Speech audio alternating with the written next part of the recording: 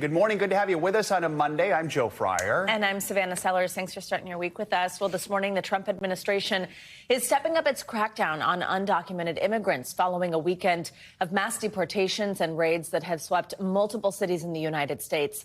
Immigration and Customs Enforcement, also known as ICE, they said 956 arrests were made on Sunday across the country, the largest number of arrests in a day since the Trump administration took over.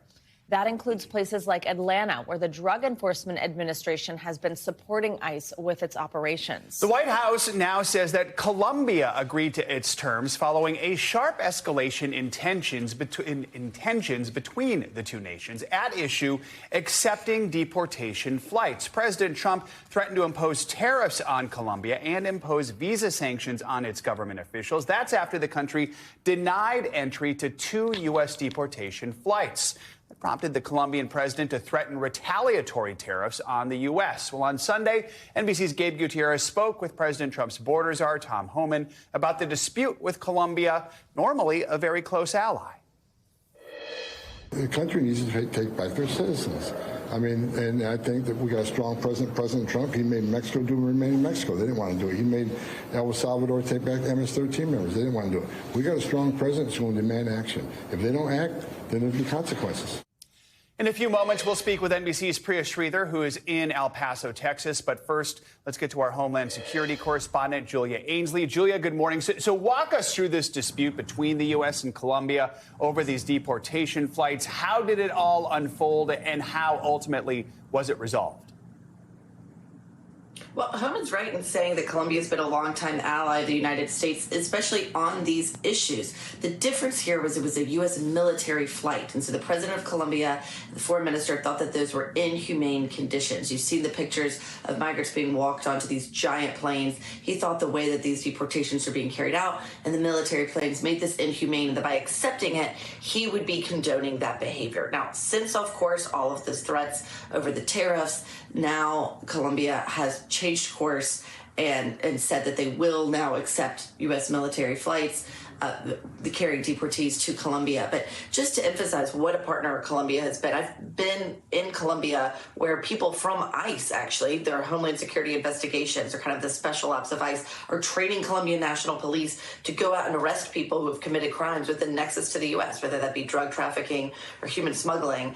It's a close partnership. They've always accepted back deportees, and they've done a lot to stop the flow of Venezuelans coming to the United States. In fact, no country's taken in more Venezuelans who have fled the conditions in that country than Colombia, and a lot of that is because of U.S. investment. So it's just so critical to the whole operation in terms of what Trump wants to do at the border, even what the Biden administration's plans were to curb border numbers. Without Colombia, it's not just accepting deportations, it also means a lot more people flowing through that part of the world. Julia, let's talk about what we saw here at home over the weekend, multiple raids, operations taking place across the country. What have we seen so far? What we learned from ICE yesterday, they said they did over 900 arrests in a single day. That seems to be well outside the norm. As we know, the average in September, the last month for which data is available, was 282. We saw them bring that up to over 500 on Thursday and Friday, dipped a little bit on Saturday. But Sunday, we understand that was the beginning of a nationwide blitz. And I think that those are going to be continued arrest numbers at least through the week. One of the reasons they're so high is because they're not just depending on ICE agents anymore. As I'm told, it's all hands on deck, and they're bringing in those DHS components. That means DEA. We saw DEA do operations in Atlanta, like you mentioned. We've seen operations in Los Angeles. And then the biggest place by far has seemed to be Chicago, where there have been quite a number of arrests over the weekend. We still want to get a breakdown of how many arrests ICE has done, because I think that that's a good way to compare exactly what's changed here. There was also some reporting we have not yet confirmed at NBC News, but Washington Post reported about quotas that these agents have been told that they need to arrest between 1,200 and 1,500 migrants in a day. Obviously, yesterday they didn't meet that quota, but you can see that these numbers are really rising. And in large part, it's because they've just increased the manpower so much, Savannah. Julia, I know you've had an inside look at what a typical deportation flight looks like. Tell us about what the people on those flights do have to go through. Well, I should say those weren't military flights because that's new as of this week, but just the Friday before Trump took office, my producer, Lars Strickler, and I were able to go to Harlingen, Texas, and see a plane that carried over 100 migrants back to Honduras. And we watch as they come off of a bus, usually leaving detention. They're in what they call restraints. You would call them handcuffs, and a lot of times they're connected to chains around their feet. Everyone is chained except for children and parents who are traveling with children. They're only allowed to bring a 40-pound bag onto the plane. That's it. And those aren't carry-ons. They go underneath. There's a lot of security that goes in place. In fact, they have about 20 staff on the plane, whether they be medical personnel, security, or the pilots themselves, in order to have a secure flight out of the country. They do say there have been some incidents in the past, but also if they're not considered high risk, they are allowed to get about and move around the plane as well. All right, Julia Ainsley, thank you so much for your reporting here.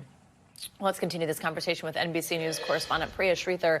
She joins us now near the border in El Paso, Texas. Priya, good morning. So over the weekend, we saw more troops arriving in Texas where they're being deployed to the Mexican border. What's it like there on the ground right now? What have these troops been ordered to do?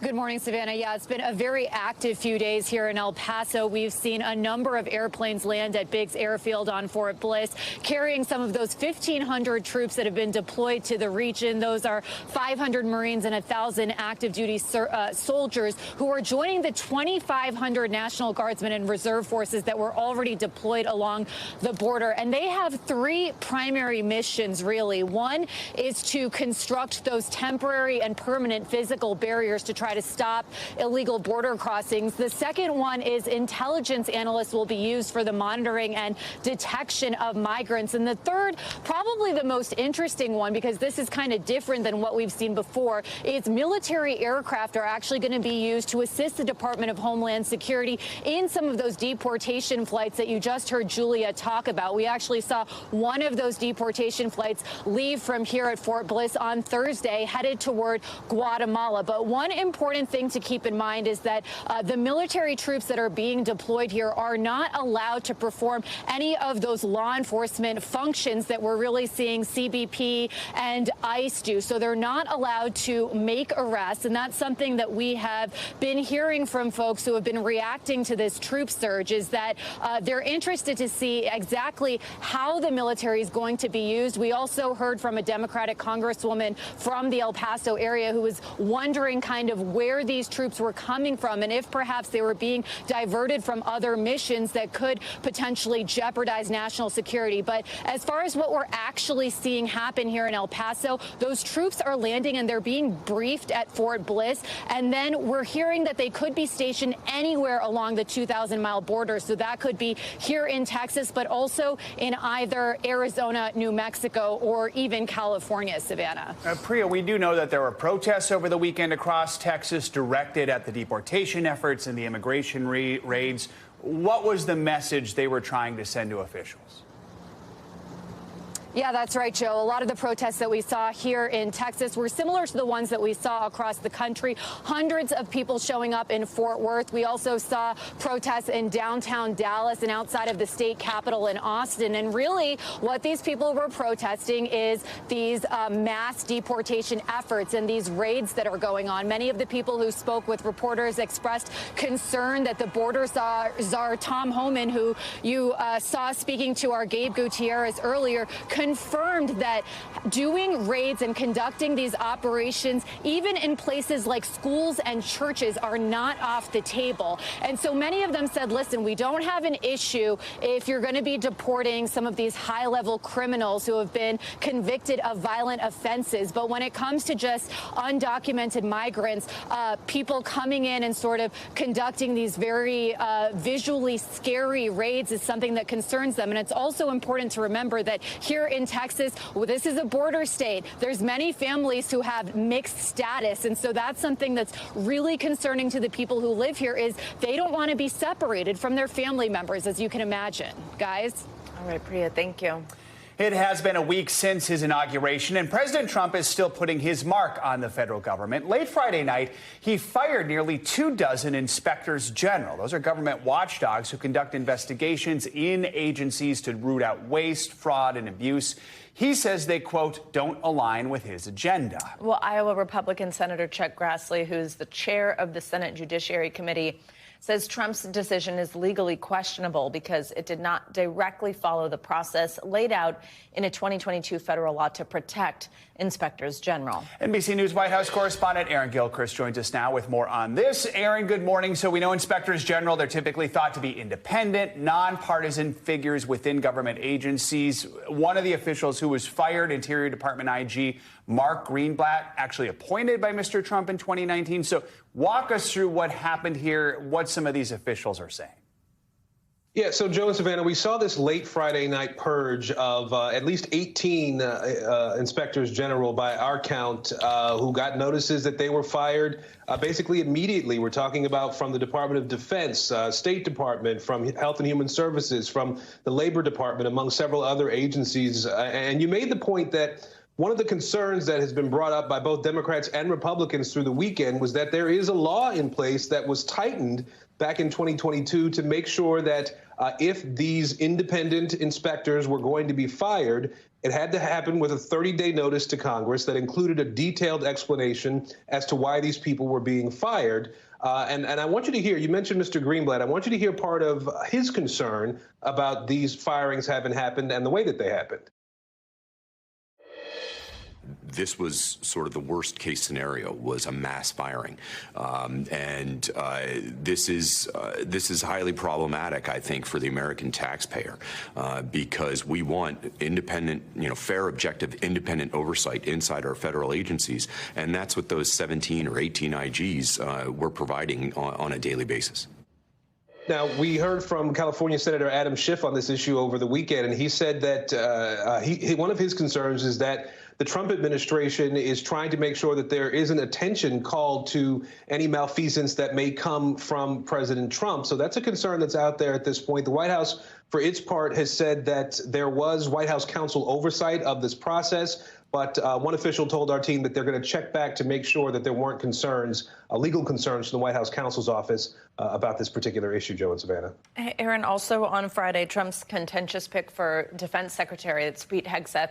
He was confirmed just barely, though. Vice President J.D. Vance actually did have to step in and cast a tie-breaking vote.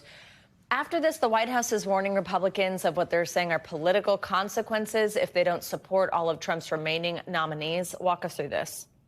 Yeah, there's one White House official who told our team that you either support everyone or you don't. And we know that there are other controversial figures other than Pete Hegseth. You have Tulsi Gabbard, who's up for Director of National Intelligence, Robert F. Kennedy Jr., who would lead the Health and Human Services Department, as well as Kash Patel, who would be the FBI Director. And these are all people who could have a little bit of a fight when they come up for confirmation, when they come up for a vote in the Senate. And so there's one White House official who told our team that there are well-funded organizations, people, groups who are not in the White House, but who may be somewhat connected to the Trump team, who could go out there when some of these members of the Senate are up for re-election and just make things difficult for them. And so the suggestion is that they need to get in lockstep totally with President Trump's agenda in order to not have to bear the brunt of any sort of pushback from those people. And obviously, we know that there are most Republicans who are aligned with the president. But as you saw with Pete Hegseth, you had 3 who defected.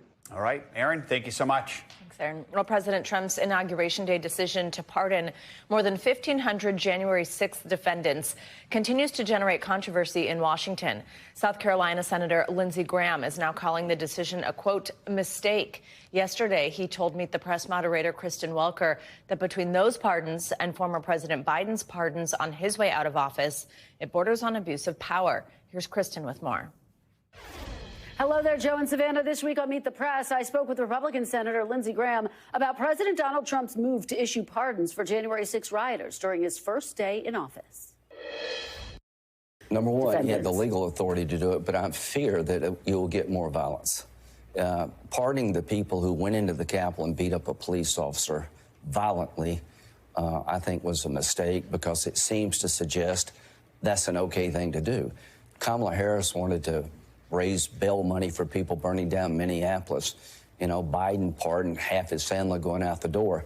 I think most Americans, if this continues, to see this as an abuse of the pardon power, that we'll revisit the pardon power of the president if this continues. But as to pardoning violent people who beat up cops, I think that's a mistake. So you think it was a mistake by President Trump to issue these blanket pardons? What message does it convey to law enforcement? And if you conveyed that directly to Mr. Trump? There's really been no better supporter of law enforcement in general. And there are a lot of people who supported President Trump and law enforcement didn't like this. But he said it during the campaign. He's not tricking people. You know, Biden promised not to pardon his family. He did. Trump said, I'm going to pardon these people. So the fact that he did it is no surprise. But I'll be consistent here. I don't like the idea of bailing people out of jail or pardoning people who burn down cities and beat up cops, whether you're Republican or a Democrat. You can see my full interview and a lot more at meetthepress.com. You can also get more Meet the Press here on NBC News Now every weekday at 4 p.m. Kristen, thank you. On the West Coast, Southern California is now facing a new danger. Heavy rain is threatening to trigger mudslides in places burned out by the recent wildfires. NBC News correspondent Steve Patterson takes a look at how some of the last homes standing are now at risk of being swept away. After the most tragic trial by fire Southern California has ever faced, now a new threat. The rain. A major rainstorm will all but extinguish what remains of any flames. But in the burn-scarred hillsides of the Palisades, rain triggered this debris flow, cutting off roads for fear of landslides. And as the water rushes underneath it, the foundation gets less and less stable. Firefighters forced to pivot from fighting fire to fighting floods. Our station is getting filled with water. We met Palisades Fire Captain Eric Nakamaru as his crews work to prevent his own station from going underwater. They're pumping water out over here? Right now we're pumping the water out of the station. Parts of the station are flooded right now. And the worry here is real. Experts say land moves about 7 times faster on a burn scar than on land with vegetation. And as you can see, much of this area is blackened. The first heavy rain we get, we're very concerned. Lisa Guerrero's Malibu home survived the fire, but she's worried about what could happen next. There's a hill in front of us that's about to come down, and then there's a hill behind us that could come down on us. Crews scrambling to build barriers around some of the worst hit areas, worried about toxic chemicals in the debris that could flow into nearby waterways, even the ocean. A flood of new concerns facing a community already living through the worst case scenario.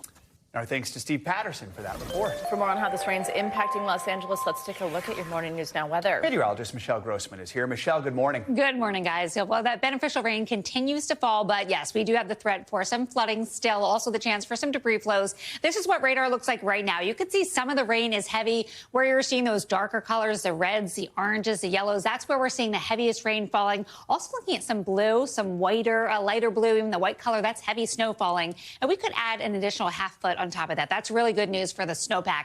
So zooming in a little closer here, we have a scattered area of some heavier showers, some lighter showers, and we're going to add about a ½ inch to a ¼ inch in some spots today. Because of that, we do have a flood watch in some spots. That includes Santa Clarita. And again, yes, we will be watching over the next couple of hours the chance for more flash flooding. Most of this will start to move out later on this afternoon. Winter weather advisories, also winter storm warnings. Those are in the pink. Winter weather advisories are in the white. Flagstaff, Kingman, down to Fraser Park, up to Bishop, and that's good news, really for the skiers, but also for the really dry ground that we have going on out there. Here's that area of low pressure. It's making its way towards the southeast, and that's what's going to continue, kind of impacting the southwest over the next several days. So the heaviest rain and snow shifting into Arizona. We're going to see really breezy conditions. Winds gusting up to 40 miles per hour. That's going to do a couple things. Out ahead of this system in Arizona, we will see an elevated fire risk because of those gusty winds, also really dry weather before the rain arrives later on tonight into tomorrow. So portions of New Mexico